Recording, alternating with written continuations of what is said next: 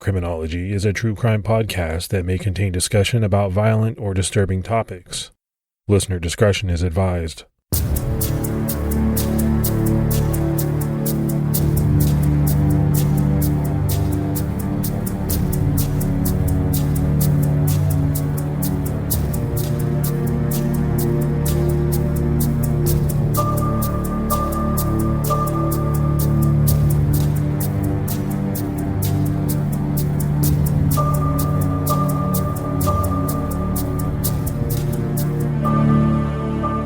Hello, everyone, and welcome to episode 328 of the Criminology podcast. I'm Mike Ferguson. And this is Mike Morford. Mike Morford, how you doing, buddy, this week? I've had a bad week. I've had the house flood. We lost our beloved dog, Pickles. Everybody that owns a dog or a pet knows that feeling. So it's been a really rough week, and my day here started off a little rough before we got recording. So I'm hoping this week winds down and I can reset next week and have a little better outcome next week. Yeah, it sounds like a rough one. I mean, obviously, a house flooding is one thing, but losing your dog, yeah, that's always rough. And so I feel for you, man. I really do. Yeah, thank you. Let's go ahead and give our Patreon shout outs. We had Donna Page, Melody McCall, and Raylene Brewer all decide to support the show. So that's very much appreciated. Yeah, we can't thank everybody enough that takes the time to support the show. It means a lot to us. For anyone else that would like to, you can do so by going on to patreon.com/criminology to get started. All right, we're wasting no time. We're jumping right into this episode. You know, most of the victims discussed on this podcast, and really on any true crime show for that matter, get nothing but the most glowing reviews from their loved ones, their friends. You know, you hear a lot of things like they lit up a room, they gave the shirt off their back, those types of things. It's become almost a bit of a cliche to describe murder victims in the most positive light possible. Some people even joke online about how far their loved ones would have to stretch to describe them in these ways.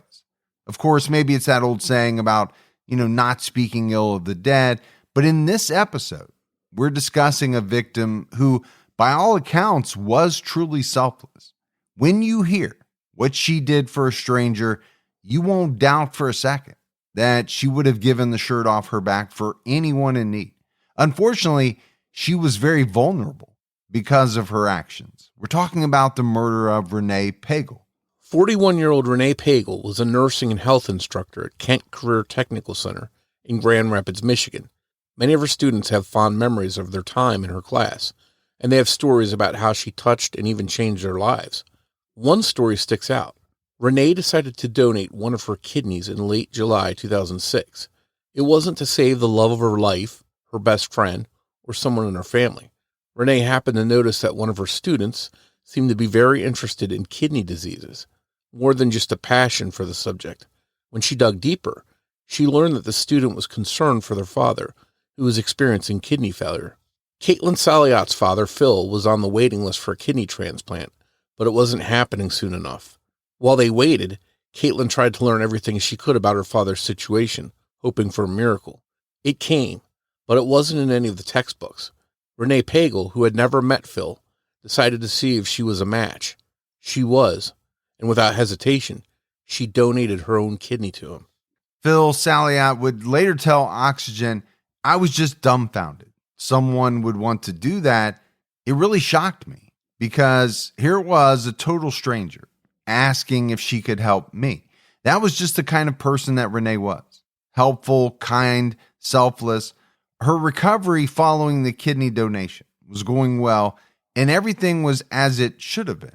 Everything in her life at the time seemed to be going well, with the exception of her marriage. She was in the process of a divorce from her husband, Michael, and they had separated.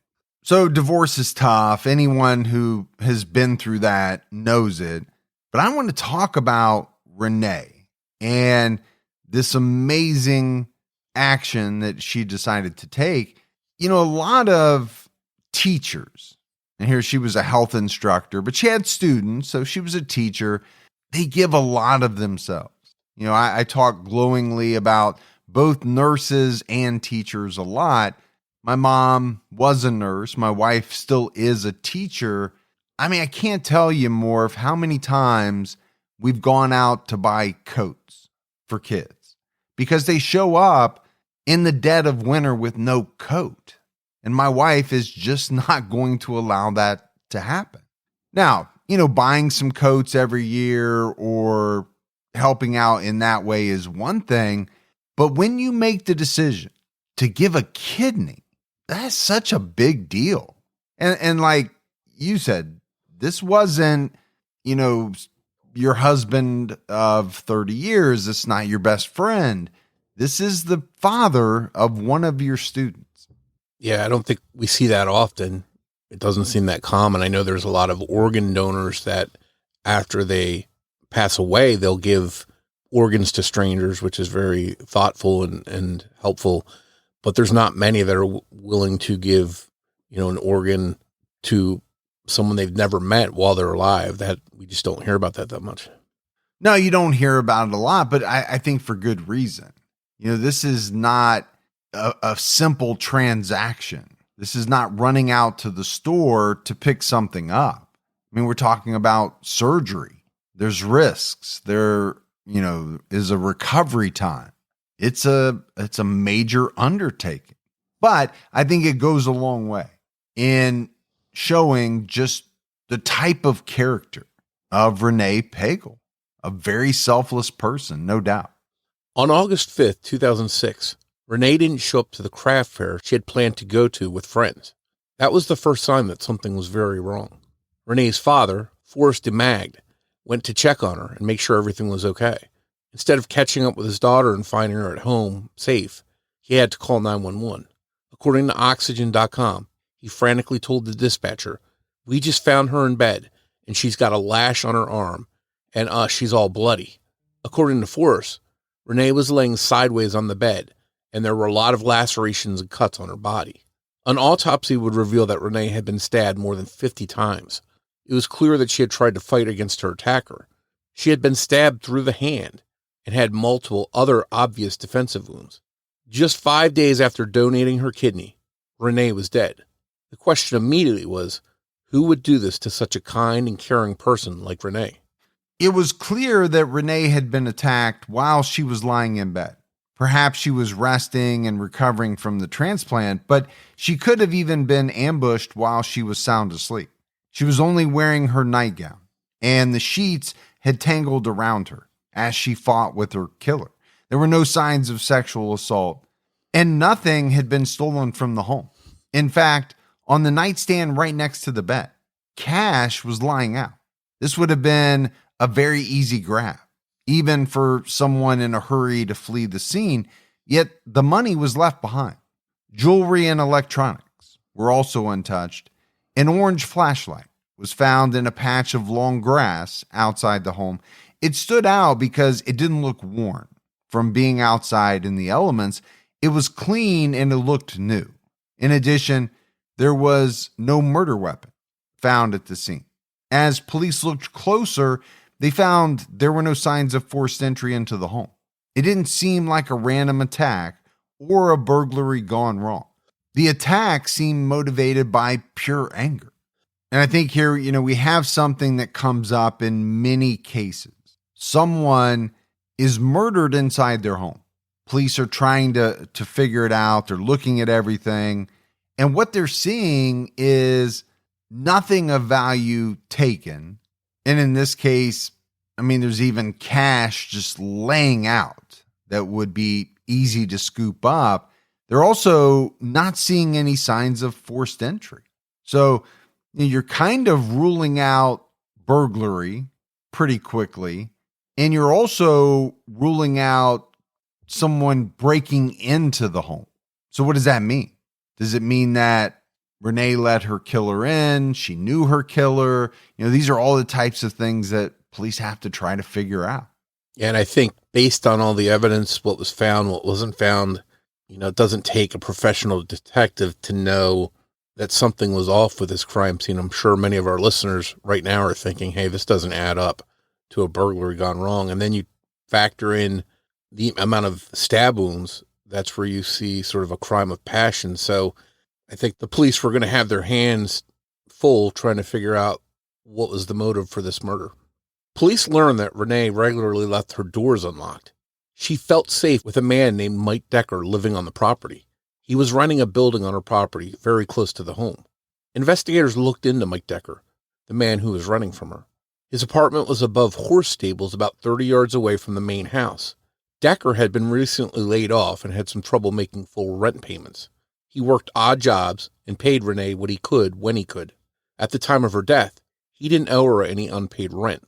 A few of Renee's friends recalled that he had asked her out to dinner about a month earlier. Police wondered, could he have been angry about being rejected? Mike Decker invited Renee and her children out for pizza because he could tell she was stressed out by the divorce. Some pizza and a change of scenery is something he says he would offer any friend in need. Now, we don't know exactly how Renee felt about Mike Decker, but she obviously felt safe enough keeping her doors unlocked. If the man just yards away had started to creep her out, she probably would have locked them. Mike Decker had no real alibi. He said he was in his apartment and didn't see or hear anything. He was interrogated for 4 hours, and 2 days later, he passed a polygraph examination. Aside from not finding any motive, there was no evidence linking him to the crime scene. Mike Decker voluntarily gave investigators his DNA and his fingerprints. He also consented to a search of his apartment. Detectives took his electronics and knives and found nothing linking him to the murder. He had been inside the home before as an invited guest, so any fingerprints or DNA from around the house would be useless. He had no scratches or bruises on his body, which would have been extremely lucky for how hard Renee fought against her attacker.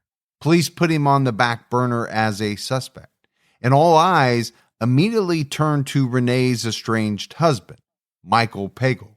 According to WoodTV.com, Detective Jack Smith noted that Michael didn't express any emotion learning of her death. In fact, at no time did he cry or show concern over what happened, despite Renee being the mother of his children and someone he was married to for almost a decade. He also immediately wanted a lawyer. Michael also tried to claim Renee's $10,000 life insurance policy, despite being estranged from her. You could argue it was for the children, but it didn't help him look like he was grieving or even anything other than merely inconvenienced and money hungry. And this is something that really stands out to me in a lot of the cases that we do. You know, I get it. You're estranged. You're going through, let's say, the process of a divorce. But if your spouse was found murdered, I can't imagine, regardless of the circumstances that were going on at the time, that you wouldn't feel some emotion. You have children with this person. You spent many years of your life with this person. I just find it hard to believe that someone wouldn't feel something in that situation. Now, you can say what you want about, wanting a lawyer. A lot of people see that as a sign of guilt. I don't. I think many people, especially given all the true crime we watch or listen to, kind of know nowadays that, that can be a good idea just to have a lawyer. And then there's the trying to claim the life insurance policy, make of that what you will. But the lack of emotion on Michael's part really stands out to me. So for the estranged husband of the victim, police were obviously going to be looking closely at Michael. And I think his lack of sorrow for his ex-wife being killed, lack of emotion, I think that probably made him look guilty right away to some people. And then the insurance, maybe he truly did need that money to pay bills, support the kids, that kind of thing. But police also have to wonder, could that be a motive for murder, claiming that life insurance money? Michael was the one to end the marriage. When they met, he and Renee quickly bonded over their shared Christian faith and their dreams of starting a family. The couple got married in 1995 and had 3 children together, a son and 2 daughters. Their oldest 2 children, a twin boy and girl, were 7 when Renee was killed. Their youngest daughter was just 3 years old. Michael served Renee with divorce papers in March of 2005. She was completely surprised by this move, not only because she didn't realize he was going to divorce her, but also because he did it while she was teaching her class in front of all of her students. And then things got worse from there. Friends recall him gaslighting Renee, making plans to meet with her, and then standing her up and denying they ever spoke about seeing each other. One of her closest friends told NBC News he would make her feel like she was crazy. According to Wood TV, after telling Renee he would make all her friends pay, he was accused of vandalizing a car belonging to a friend of hers. So obviously this marriage ended badly, or was on the verge of ending very badly. And Michael doesn't come off as sounding like a great guy. You mentioned it more. As the estranged husband, he's going to be looked at by police. That's going to happen in any case. But here, as you start to find out some of the particulars, okay, he wants a divorce. That happens all the time. Divorce papers have to be served. But do they have to be served while Renee is teaching class in front of her students? I don't think they do.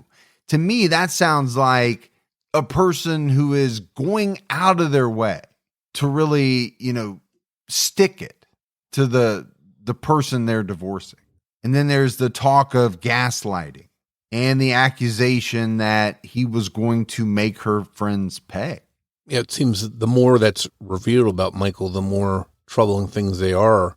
And you start to add them together, and it really paints a picture of who Michael seemed to be, and it was troubling. Renee's home in Rockford, Michigan was broken into in April 2006, a year after the car vandalism. Only divorce papers and personal photos were stolen. The crime was odd, and investigators didn't believe it was a burglary. What burglar would go through the trouble of burglarizing a home to take divorce papers and photos? Renee took and passed a polygraph examination regarding the break-in, but Michael refused to cooperate with the investigation. At the time of Renee's murder, she and Michael were still locked in a contentious custody battle in court. The divorce was set to be finalized in August. Renee was looking forward to it being over. According to Wood TV, Renee told friends, Michael was being mean and scary. The most recent hearing between Renee and Michael hadn't gone very well for Michael. He had always been the stay-at-home parent, along with working 2 part-time jobs. Renee worked as a teacher and worked long hours to go above and beyond for her students. He wanted it to stay this way, but it didn't happen.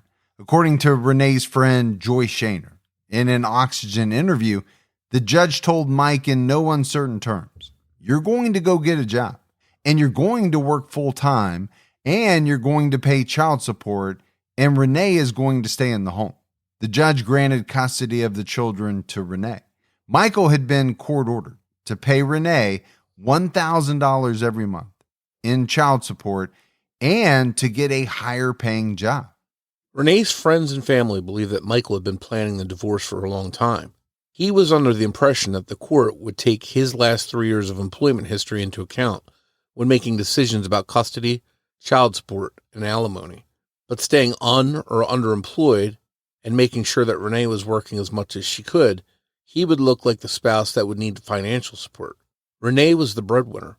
Why would that need to change after they separated? They had recently bought their house in Rockford, too. Michael had encouraged the purchase when Renee wasn't sure about it. It was almost as if he had pictured himself and the children in the home after the divorce.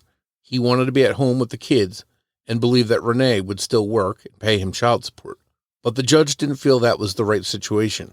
And of course, Michael blamed Renee. So I said before, Michael Pagel wasn't looking good. And I think he looks even worse after all this information comes out. So he's planning this divorce for a long time, and he's intentionally not working or, working very little so that when it comes time for child support and alimony talk, well, he's not going to have to pay because she's the one making all the money. He actually thinks that he's going to get paid and he's going to get the house and the children. And when it doesn't come down that way from the judge, it seems as though, his anger with Renee increased even more. But for me, more, if I get a real sense of calculation here, he's being calculating, or at least he's trying to be. Yeah, and I mentioned earlier getting a picture of who this guy is, and all of this stuff with the court, with the alimony, with the house and child support, all of that stuff is just continuing to make that picture a little bit more complete, and it doesn't look good for Michael. According to Renee's friend Joyce in an Oxygen interview, Michael was incensed and livid after the hearing. Joyce also remembered Renee telling her that she had never seen him so angry in her whole life. Chris Crandall, another one of Renee's close friends, told Wood TV, "She told me every day of that last week of her life. She thought he would kill her. She was afraid." One friend tearfully recalled Renee's worry after waking up from surgery. She was concerned that Michael would try to visit her so that he could tamper with her IV. When she was discharged from the hospital, she visited her children at Michael's house. She would later tell her friends that Michael, under the guise of the kids being excited to see her, actually threw their 3-year-old daughter at her. She had to drop to her knees to catch her. She reportedly told some friends that Michael wanted to hurt her. Detective E.J. Johnson, speaking about Renee's husband, Mike, told MichiganLive.com she didn't have any enemies. She had a good life. He's the only one that hated her. So Michael was an obvious person for police to look at because he was not only the ex-partner, there was some bad blood between him and Renee. But Michael Pagel had an alibi for that night. At the time, he lived in Saginaw, about 10 miles away from Renee's home in Rockford. His mother, Patricia, had come to stay with him and spend time with the children while Renee was recovering. She was in the hospital for 4 days after the surgery, and the night Renee was killed, Michael still had the children. Patricia slept in his bedroom, and Michael slept in the living room with the 3 kids who spread out together like they were camping. The children went to bed at around 9:30 p.m. Patricia remembered that he had been home all night with them. She even recalled hearing him let the dog outside around 2 or 3 in the morning. There was no mistaking the distinct sound of the sliding glass door. In her mind, Michael had to have been home. And I'll be honest with you, Morph, I'm always intrigued by alibis. In every case, some alibis are pretty airtight. And even some of the airtight ones you find out later are manufactured, they weren't real. But here we're talking about, a guy who is thought to be at home. His mother's there, everyone's sleeping, and that's why I say he's thought to be at home. But how can you really know? I kind of think about my wife and I, the kids are off at college. It's just she and I now. She goes to bed fairly early. I stay up. How would she know if I slipped out of the house and did something heinous? I'm not saying I would ever do that, but how would she be able to give me an alibi other than to say, well, he was home? But how does she really know? Yeah, I think the best you can do in that situation is say, I went to bed at X time and he was here. And when I woke up in the morning, he was here still. And I didn't hear him go out in the middle of the night. I mean, but you're right. How does anyone really know that? And then some people might say, this is his mother. That's his alibi. How far would she go to protect him and give him an alibi? Is she telling the truth? So I think there was some of that going on as well. And we've seen that happen. We've seen family lie for people to give them an alibi. I'm not saying that's what she did. I'm just saying we've seen it. We know it happens. Renee's friends and family knew in their hearts that Michael was responsible for her death. Investigators just didn't have enough evidence to make an arrest. Renee's friend Joyce told True Crime News, "It's unpunished, but in my mind, it's solved." The community was greatly affected by Renee's death. The impact she made was far-reaching. Detective E.J. Johnson, one of the first detectives on scene, had actually prayed for Caitlin's father and for Renee at church. And he didn't know Renee personally, but the entire congregation knew there was a member who was receiving a donated kidney. Caitlin, whose father was the recipient, was at a function at Detective Johnson's home when he got the call to respond to Renee's murder. Friends of Renee began to send Michael cards with scripture written on them. They refused to let her be forgotten or to let Michael forget what they thought he did. State police had to investigate claims of harassment from Michael and his family. According to Michigan Live, Chris Crandall was actually warned that she might face charges for the large amount of mail. She was never arrested or charged, and Michael moved out of the area with the children due to the scrutiny. Eventually, it seemed like even his own family started to doubt Michael's innocence. His brother Bo told Oxygen, "I don't know for certain, but I will tell you this, I would not defend him now." This is especially interesting because Renee and Bo didn't like each other. They never had. So for Bo to go against his brother in favor of Renee is telling. This situation was rare. Renee liked pretty much everyone, and almost everyone liked her. There's no incident we know of that caused the mutual dislike between Bo and Renee. According to NBC News, Bo was supposed to be Michael's best man, but he didn't approve of Renee, and he actually cut off any relationship with his brother. Renee told friends she didn't get good vibes from Bo. Friends admit that Renee didn't want Bo to be around her daughters. Renee actually told friends that she thought Bo poisoned his wife Becky, who had passed away. Her death was determined to be from natural causes. If Bo wasn't supporting Michael's innocence in a case dealing with Renee, it was serious. Bo admits to not liking Renee and thinking that she was wrong for his brother. And it does seem like a big deal. It's a big deal for a brother to turn on brother. But even more so when you find out that the brother didn't like his sister-in-law at all. Bo didn't want Michael to marry her. He thought she was wrong for him. They never got along during the entire marriage, it sounds like. And so doesn't it make it even that much more telling when he kind of turns on Michael in favor of Renee? Yeah, I think it's just one more part of painting that picture of Michael. When his own brother turns against him, it just continues to cast a bad light on Michael. Well, and let's face it, so far, there hasn't been really much putting him in a good light. Almost everything has been negative that's come out about him. In 2018, 12 years after Renee's murder, the investigation was reevaluated. The Michigan State Prosecutors Association offered to review cold cases in the state. Detectives worked to look through the old case files and re-interview important witnesses. While looking through old files, detectives realized that there was a blue flashlight in an evidence photo from Michael's home. It looked identical to the orange flashlight found outside of Renee's home, other than the color. It turns out that they were sold in pairs, one orange and one blue.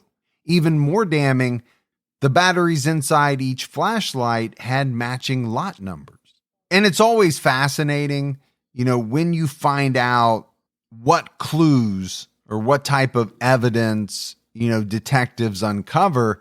This is one that I don't know that I've really heard of before. So it's pretty fascinating. We mentioned the orange flashlight at the crime scene. Well, they find a blue one in a photograph from Michael's home that looks very similar.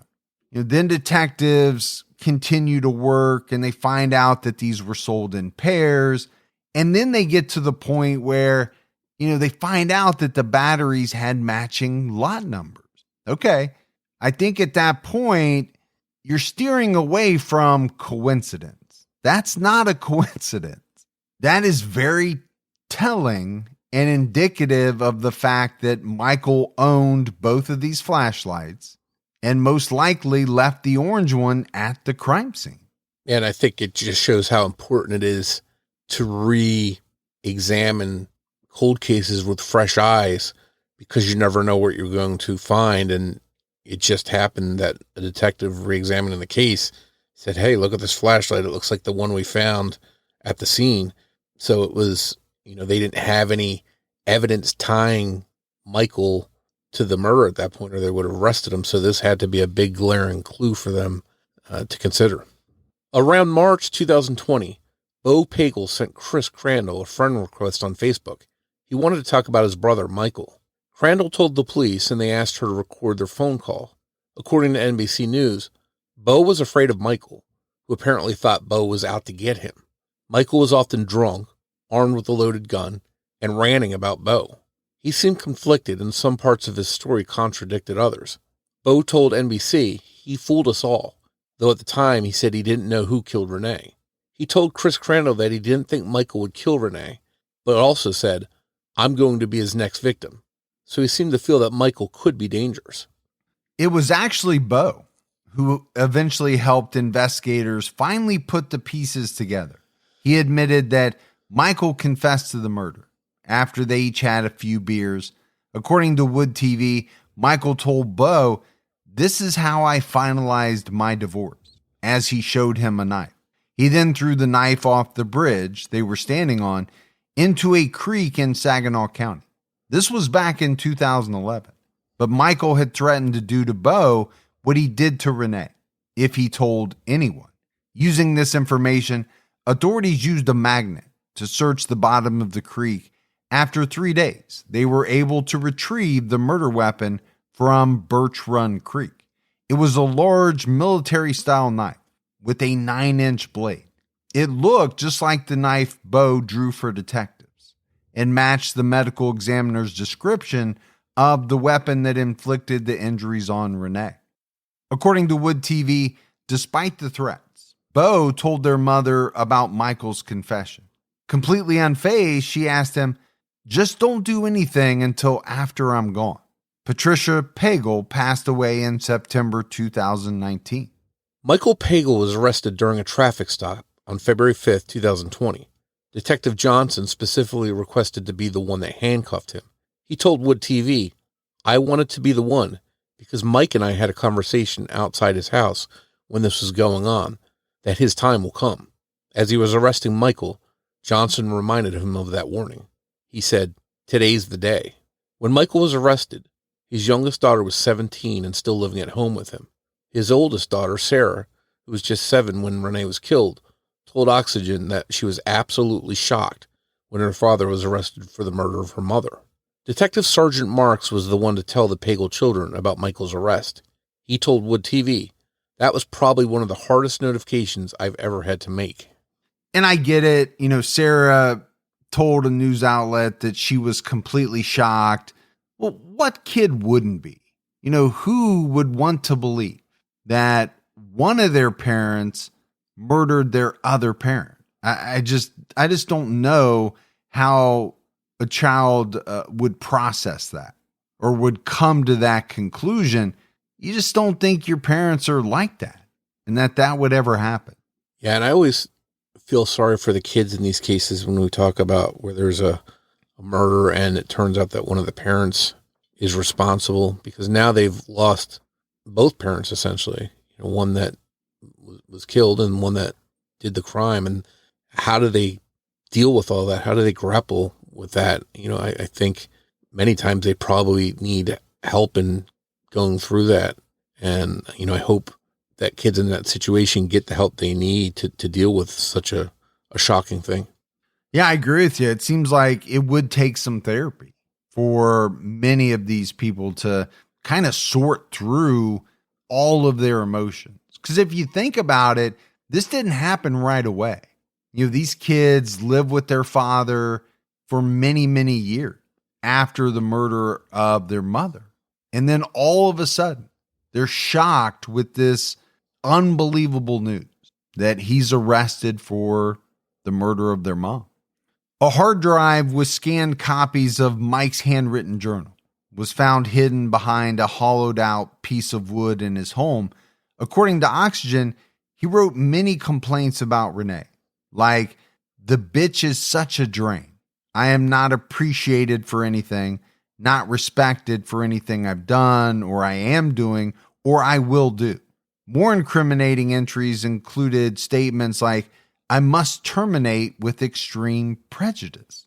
And more, I'm always shocked about what people write down and kind of keep for posterity. Very incriminating type of stuff. Now, I get it. This is on a hard drive. He thinks he has it hidden. But if found, this type of stuff can be very damning evidence. Yeah, it doesn't make sense that he would need to write this stuff down. And who knows, maybe he could try and argue that when he said, I must terminate with extreme prejudice, maybe he would try and claim he would end his marriage and not kill his wife, but it doesn't look good at all. And again, I keep going back to this picture that just keeps coming together, and each little piece just makes this crystal clear who this guy is. But isn't that true with so many cases? A lot of times it's not just one thing. It's pieces of the puzzle that start to fall into place. And, at a certain point, there's so many of them that you see the full picture. Is kind of how I think of it. Before Michael was arrested, his mom, Patricia Pagel, changed her tune and denied ever saying that she heard the sliding glass door. And she also changed her whole timeline of the night. Now she said that she heard Michael telling the children to quiet down at around 1:30 a.m. and that she had been the one to use the sliding glass door to let the dog out. The prosecutor in the case would later say it was clear that she was lying for him.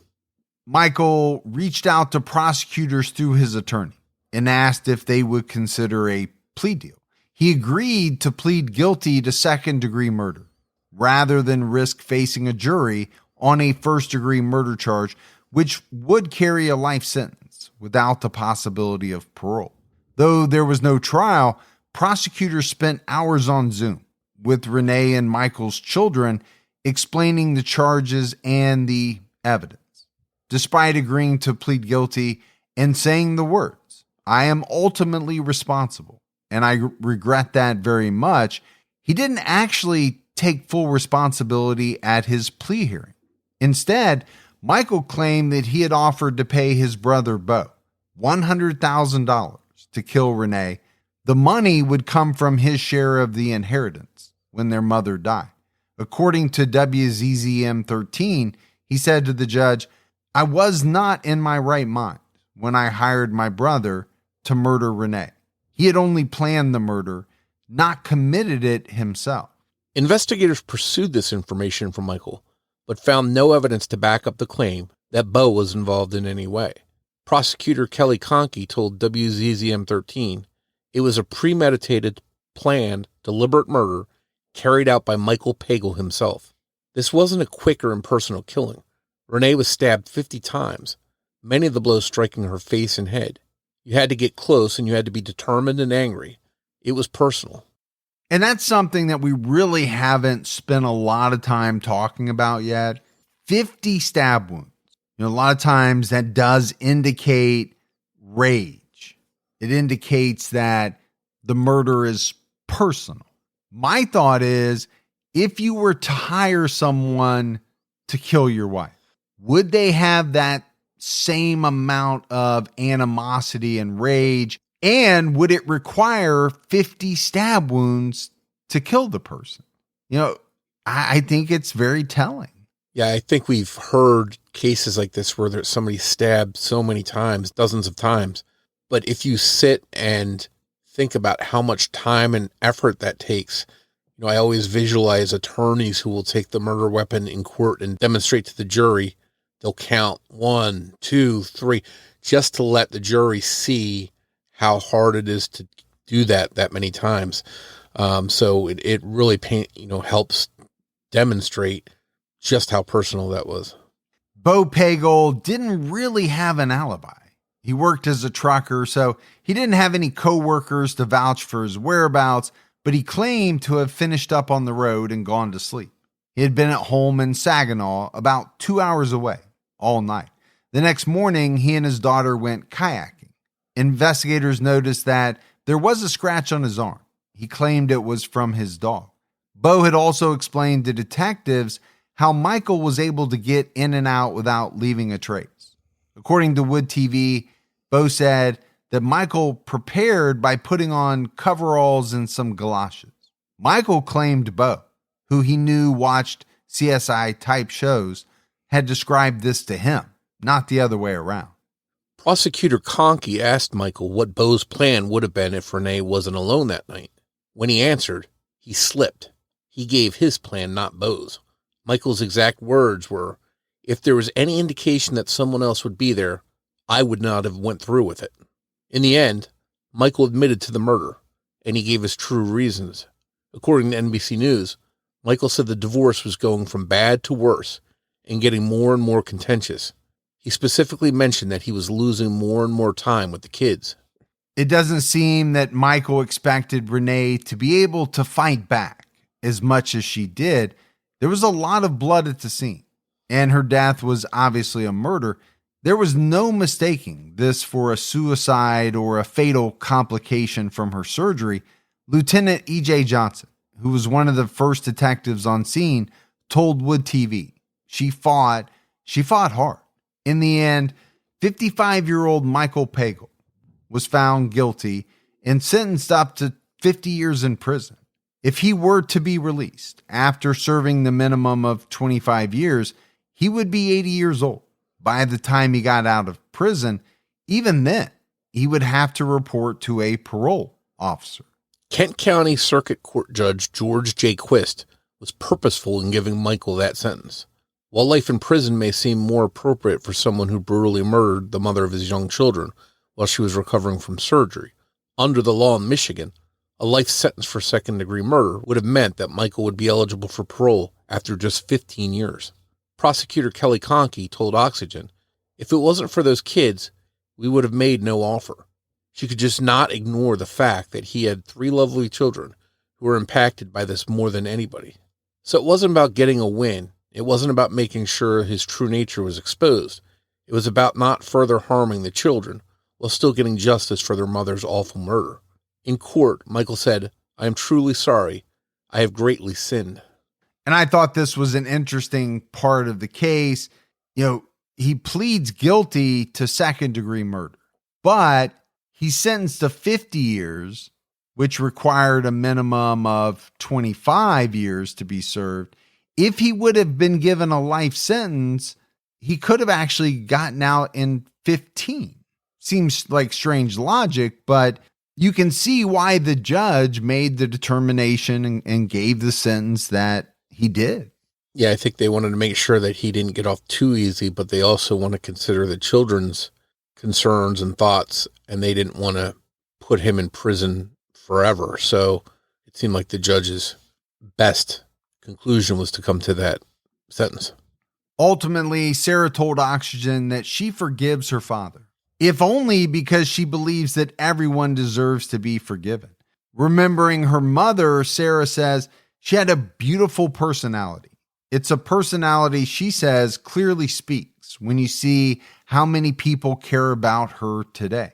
Even though she was young when she lost her mother, Sarah knew the one most important thing, just how much she was loved. Sarah told Michigan Live, "I never doubted that she loved me." Sarah says Michael always let them talk about their mother and would even point out the ways they reminded him of Renee, their sense of humor, their smiles, and their interests.